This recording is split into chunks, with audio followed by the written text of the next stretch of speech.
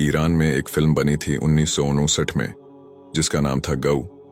दारियुश मेहरजूई के निर्देशन में बनी इस फिल्म में इजातोल्ला इंतजामी ने मुख्य भूमिका निभाई है। चिकित्सा विज्ञान में एक शाखा है बोनोथ्रोप। इसमें व्यक्ति खुद को पशु समझने लगता है। पश्चिम में आज भी यह समझ पाना पहेली है कि कोई कैसे अपनी गाय से इतना प्यार कर सकता है कि खुद वह पशु ही बन जाए, जबकि भारत में एक देहाती किसान भी मनोविश्लेषकों से ज्यादा अच्छे से यह बात समझ सकता है।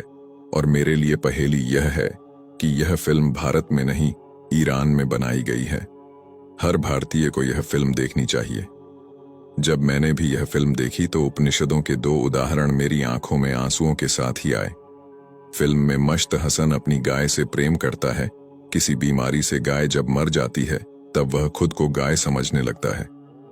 नाद में चारा खाता है, गले में घंटी बांधता है और अपने गले में रस्सी डालकर उसी खूंटे से खुद को बांध लेता है और वहीं थान में बैठा रहता है। गांव वाले सोचते हैं कि यह पागल हो गया है और इलाज कराने के लिए रस्सियों में बांधकर शहर लेकर जाने लगते हैं।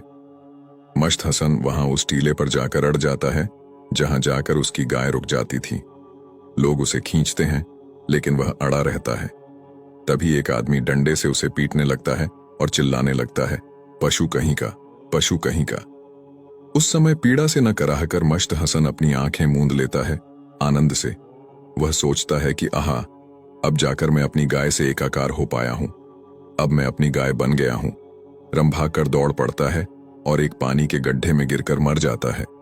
तब मुझे याद आया कि गाय चलती तो श्री राम के पूर्वज राजा दिलीप चलते थे, वह खाती तो वे खाते थे, वह बैठती तो बैठते, इतने ही एकाकार हो गए थे, गाय ही बन गए थे, बिल्कुल ऐसे जैसे मश्त हसन।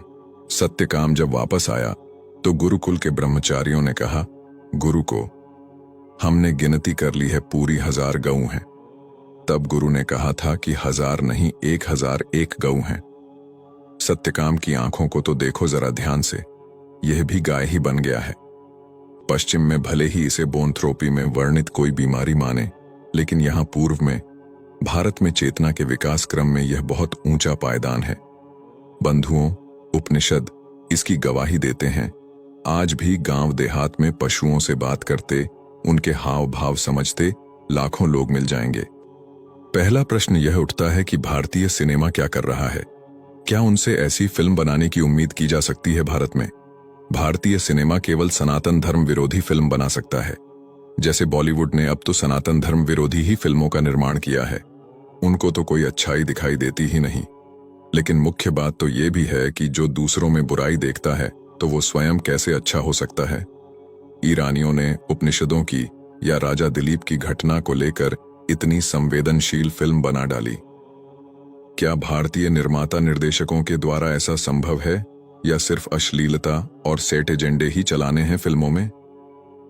राष्ट्रहित सर्वोपरि होना चाहिए, लेकिन बॉलीवुड अभिनेता, अभिनेत्री एवं निर्माता निर्देशकों को स्वयं का हित सर्वोपरि लगता है। जय श्री राम।